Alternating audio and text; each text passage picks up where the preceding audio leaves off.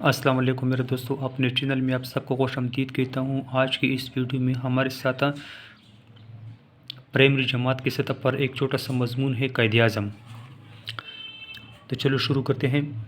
قائد اعظم محمد علی جناح 25 دسمبر 1876 کو کراچی میں پیدا ہوئے۔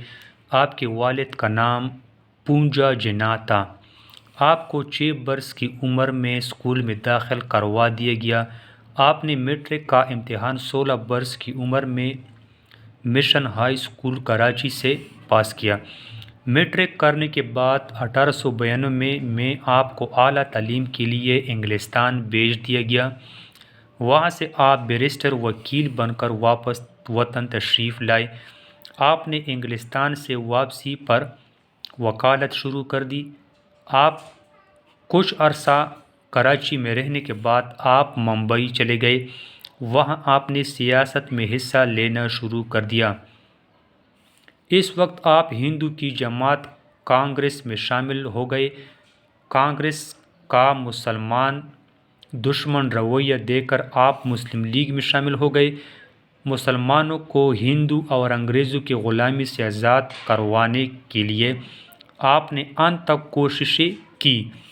اسی مقصد کے پیش نظر 23 مارچ 1940 کو لاہور میں قرارداد پاکستان منظور ہوئی۔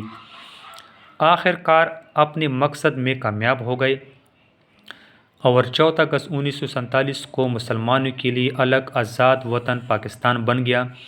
آپ پاکستان کے پہلے گورنر جنرل مقرر ہوئے۔ آپ نے پاکستان کی ترقی کے لیے دن رات محنت کی۔ کام کی زیادتی کی وجہ سے آپ کی صحت خراب ہو گئی۔